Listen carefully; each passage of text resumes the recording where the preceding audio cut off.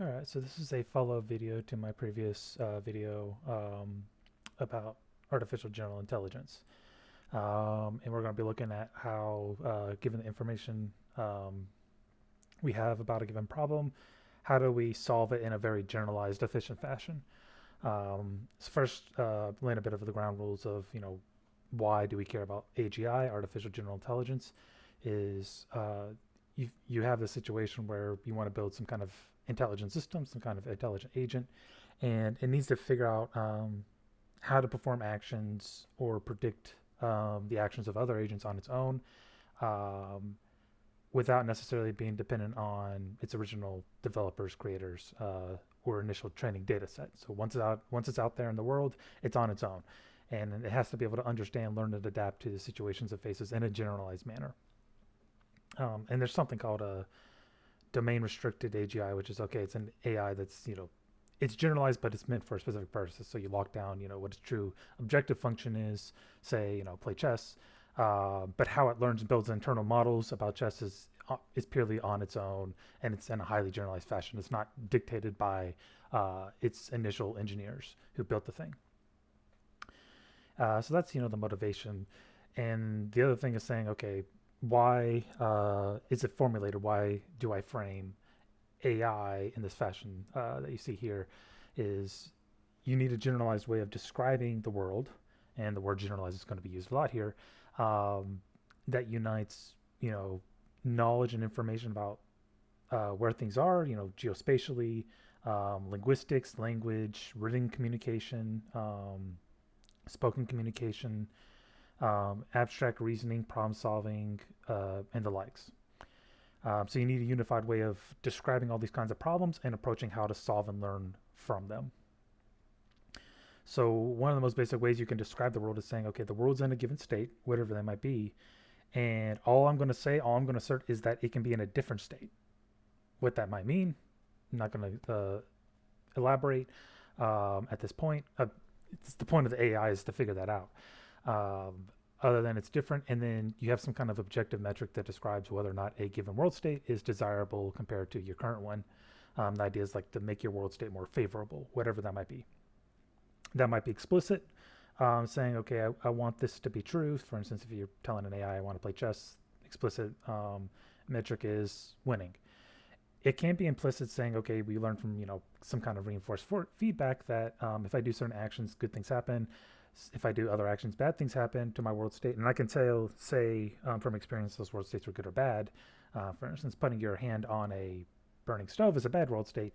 Um, but it's not like a global, like, okay, you have to do this. Like, we don't go around saying our global world state is to avoid putting our hands on ovens. We just know that if we're in a situation where we can do that, we don't. We don't act on those kind of intrusive thoughts.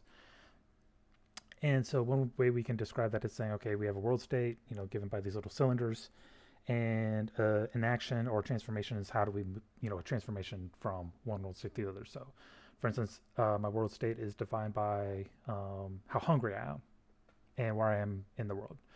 So a set of actions might be stand up, move south, 2 meters, move south 2 meters, move right 2 meters. You're in the kitchen, and then the set of actions that makes a sandwich, and then eat the sandwich.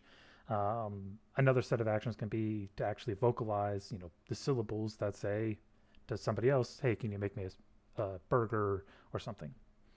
And all these actions eventually get us to, hopefully, to a state where we're no longer hungry. um, but we're also acting upon this like very basic understanding, and you can recursively break down actions. So for instance, an action saying go to the kitchen and make yourself a sandwich can be broken down to move through your house or your apartment to the kitchen. Once you're in the kitchen, get the supplies for the sandwich, put the sandwich together, eat the sandwich. And each action then can recursively further be broken down into, okay, what does it mean to move through your apartment? We'll go from current room to another room to the kitchen room. And what does it mean to go from room to room, which is stand up, orient yourself to the direction you want to go, move forward, avoid objectives or avoid obstacles. And that can further be broken down into how do you stand and walk. So standing and walking is controlled twitching of muscles, controlled contraction of muscles. And then how's that done? That's now you get into the level that we don't even think about, which is how individual muscle fibers are activated by neural processes. And a lot of major problems in AI are effectively like, or in the real world, are built upon these abstractions that are so deep, and we often learn about them so early in our lives that we take them for granted.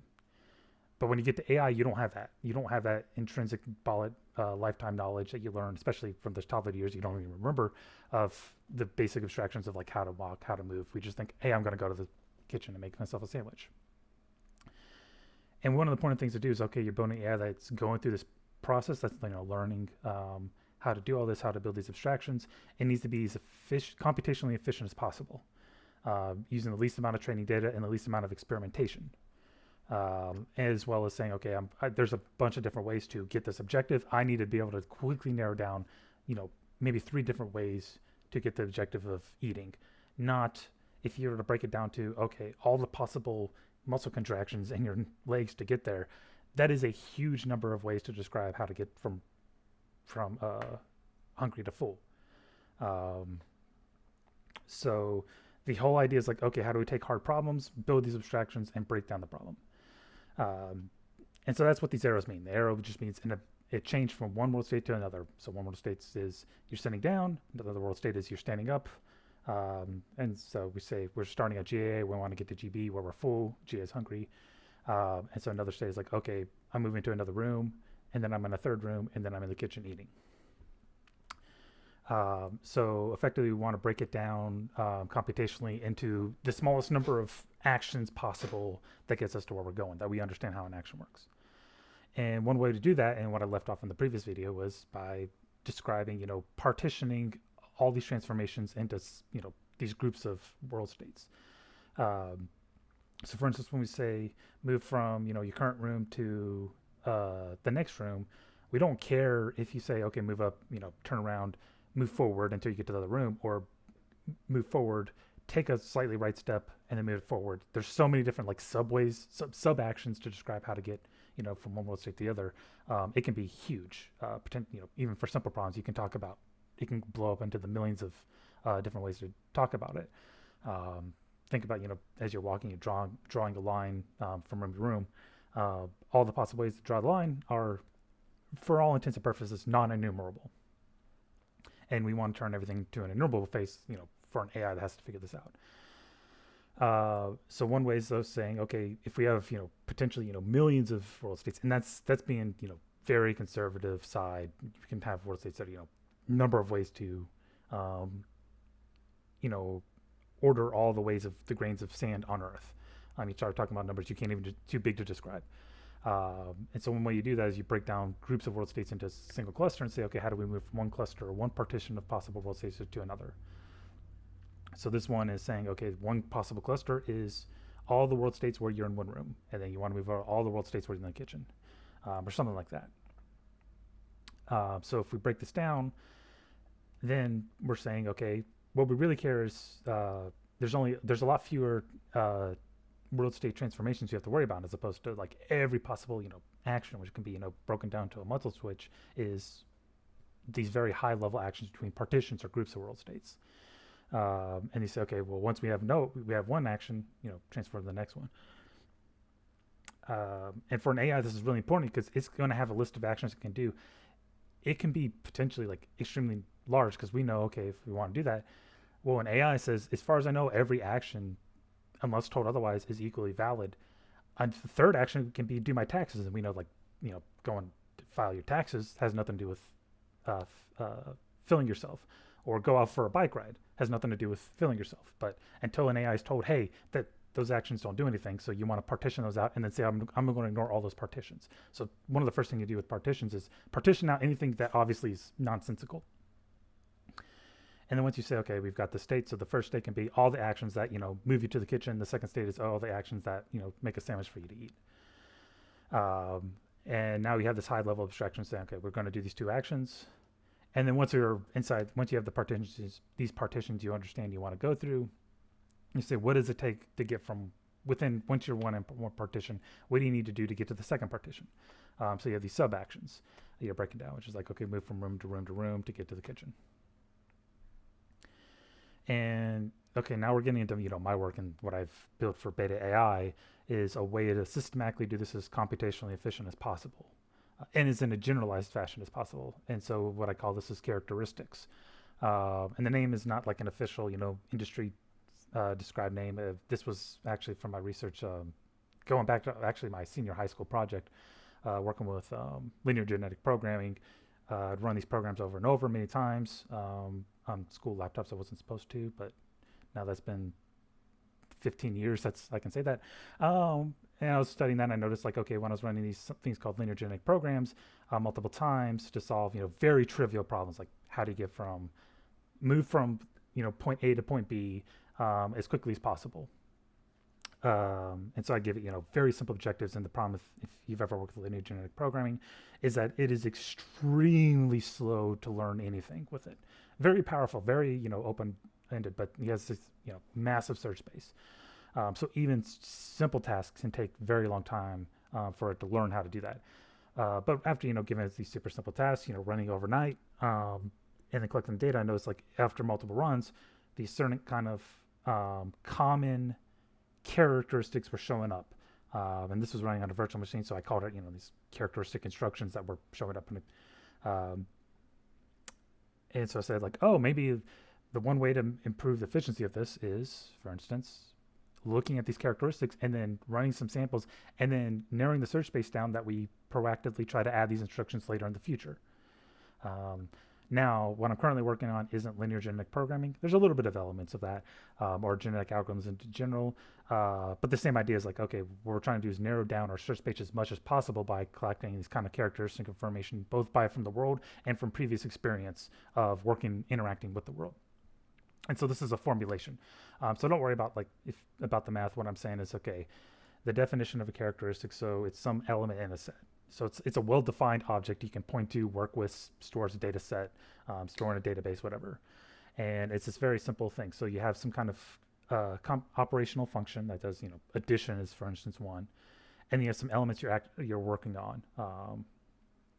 In Beta, we actually have three, but ignore that. Effectively, it's two, just for our simple internal purposes. It's easier to have three. So you say, like, add this number to this other number. Very simple stuff. And it's derived from your world information, your world state. And each element is effectively an element of this set, this possible union. So it can be either another characteristic that you're working with, some piece of information from the world, or just an integer. And if you evaluate this characteristic on a given world state, you get this number back out. It could be, in here we formalize it as saying an integer, and if you want to spit out like a rational number, what you do is you compile it. So I try to want to work with integers as much as possible because it simplifies it makes learning a lot easier. But you apply characteristic to the world state, you get out a value. And then there's this utility function. So it effectively takes in some characteristic and not applied to any world state. It says, okay, it's a description of a thing, and says, okay, there's this utility where I'm estimating how useful, very approximate, like just a guess at how useful this would be for an upcoming problem, for creating useful partitions. 'Cause if we go back, we want to create good partitions that say how to get from a current world state to a desired world state. And these transformations against our actions. So we're trying to identify actions. So these characteristics are guiding us to the set of actions that get us to the thing. So utility is, there's obviously a large number of ways to generate characteristics. So we want to say like most of them are going to be junk, but we want to have one that can generate like, oh, this is probably a good way to start off. And so now we have this thing called a characteristic generator. So it says, okay, given a list of potential, characteristics we've had before, which can be an empty list, you can be starting from nothing, create a brand new one. And then a little bit of math is saying, okay, we have some constraints about when you're creating these new ones. There has to be some kind of order to them.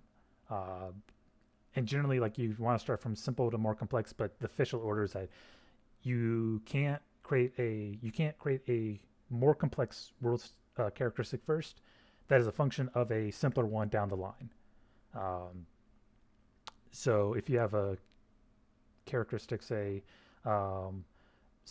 find minimize the distance from the person or the AI to the kitchen. Uh, that can't come before. Oh yeah, that distance has to be 0. Um, so it's effectively saying start simple, move to more complex. Um, and we want to effectively find when we're generating these new characteristics is maximizing the potential, the expected utility of them as we generate like the characteristic. Because what we're going to do is we're going to take a characteristic, see if it helps us solve a problem. We're going to play around with it. If it doesn't, we're going to throw it away or put it in this list, and then try to go create a new one, which might be used to create a new characteristic. So a given characteristic might not necessarily be useful now, but there can be a more complex one that uses this characteristic that actually really does help us solve a problem. So first, what we're going to do is define a characteristic as saying a special kind of binary partition is when this characteristic evaluated on a world state is 0. So we want to look at all world states where this characteristic applied to it is 0, and then we're going to ignore all the world states where it's not. So we're effectively culling down, like simplifying, are you this here or not? So a simple, in our example of the kitchen, a characteristic is your distance from the kitchen 0, as in you're in the kitchen. If it's 0, then look at all the world states where you're there, and then if it's not, then that's a separate category. And then you can do that for like, okay, your current like living room, stuff like that. And this works well for real functions. So like, okay, your distance from your objective. So then you have this gradient, but it also works well for like categorical information. Are you in this category? So the characteristic is your distance between you and this category, where distance might not necessarily mean anything. There's no spatial like, for instance, the difference between colors. The difference between colors is 0 if you're talking about two things that have the same color, and then 1 if it's not. And this allows you to create a gradient. So all you're doing is you can now say, okay, we've got this characteristic where 0, and then we just tweak one of the elements and look at all possible combinations, and then now we get this gradient. For instance, the gradient can be the room you're in. So are you in the kitchen? Are you in the living room? Are you in some the hallway? The room is the second element, and then your distance, your current position is whatever you're in, and then the evaluation is whether or not you're in it. So now we took all this large number of possible world states, and now we broke it down to simpler ones, like which room you're in, and that's all we care about. And now what we're trying to do is saying, okay, we got this partition. We've now are simplifying the problem. So how do we go from one partition to the next? And then when you're in one partition, like, okay, what are the sequence of partitions you need to go through? And then from any given partition, how do you go to the next desirable partition? So this allows you to simplify it into subproblems, saying, okay, well, to get to the kitchen from my current, I identify top level, get from living room to kitchen. Well, the next, I can't. There's no direct action that gets me there, but there's an action that gets me to the hallway. So go from living room, hallway, kitchen. That's an action sequence. And then once you're in, when you're in the living room at start, how do you get to the hallway? Just okay, stand up, turn around, move forward. That's what we're trying to get the AI to do on its own, is trying to help figure that out. And that list, now an AI has to iterate over a lot fewer possible actions when you do that, as opposed to all the possible, muscle tweaks or muscle contractions that get you to move. Now you're also simplifying the problem, saying, okay, the real problem now is identifying a good characteristic, which is which room you're in. We know that we know that for a given, but the AI has to figure this out. A good generator, so how do you come up with good potential ways of partitioning? And that's kind of sweeping under the rug. That's what my winter tree algorithm does, is working on the generator side. And utility function, which is a good way of evaluating if a characteristic or not. That's just traditional machine learning algorithm can do that. I use naive Bayes, but you can use like some kind of deep learning algorithm. I'm trying to build AI that avoids big monolithic black boxes, so it's easy as possible to understand why it does what it does, which is really important when you're dealing with AGI, because everything's so abstract and complex. The last thing you need is black boxes making things more complicated. And now you can apply this recursively, because now you say, okay, well, we identify we need to get to from orange to green, and we're currently in orange, so we're starting at GA. Now we understand, like, okay, we identified here's a state we need to get to. How do we get to this state? So it's a lot fewer actions you have to worry about, which is like, okay, how do you get to the hallway? How do you even get to the entry of the hallway between the living room and the kitchen? And then you can recursively do this, saying, okay, well, that's a new problem. That's a new objective. So now you have this world state down here and a world state up there, which is like, okay, turn around, walk to the other side of the room. And then, okay, what does it mean to do that? So now you're having the AI kind of systematically and efficiently breaking down problems, even if it's never been taught how to do this before. And not only is this like a good way of like learning things in the abstract in general, like you have to be able to figure this out without being programmed. Um, but now these abstractions you're building with these characteristics allow you to give you an anchor point to give, a reference of communication, um, as well as, use environmental signals, previous experience, or communication from, for instance, a teacher or mentor, saying, okay, in this given problem, the AI is like trying to figure stuff out and has tried a few characteristics and is confused. So that a mentor might say, okay, when you're doing this, have you tried moving, for instance, talking about teaching chess, protecting your king more? And so the AI is like, okay, if I'm trying to generate characteristics to get better chess, that's a good way to start, is looking at some kind of metric describing, how well protected the king is, like how many pieces are around the king. So now you can say, okay, how many pieces are around the king that can defend the king, or a characteristic describing how many pieces, if the enemy pieces have a direct shot at the king. And then once you can do that, you can use abstractions saying, okay, looking ahead, how do you make sure you look one move ahead to protect the king? So that's that's a characteristic that uses a previous characteristic. And that now you're building up this kind of level of abstraction internally, and the AI can learn from communication and then communicate back to a potential teacher saying like, oh, I did this action because I had this abstraction or this characteristic, and it said for me to do X, and the teacher can say that's not a good characteristic. So the AI is like, okay, I know not to do that. I'm going to do this because of this characteristic. It's like, okay, that characteristic is almost good, but you need to take this into consideration. So it's like, okay, well, I'll just add a new characteristic that takes the previous one and this new information. These characteristics have this kind of like, this kind of tree behavior of like branching off. So I say like, okay, one level of characteristic. You can probably have like 10 levels, but they're very simple. And this is also being used for, okay, well, if as an AI you can take like some kind of simple degree of generate a given set of characteristics.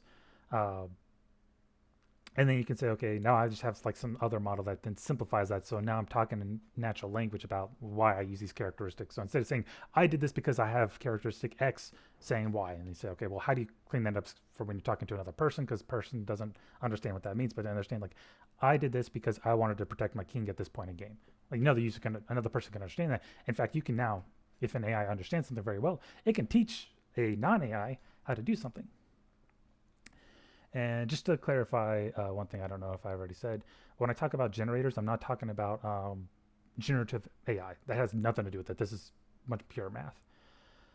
So that's pretty much where that is for this one. I might do another follow-up theory video on discovery, saying, okay, how do you collect information about this graph? Because it's not necessarily given that the AI knows what the structure of a graph is. But that's a whole different spiel, and that's discovery. But currently I'm actually working on giving some demos on applying this kind of theory into a CRM, a customer relation software. So a little bit more concrete. That's that.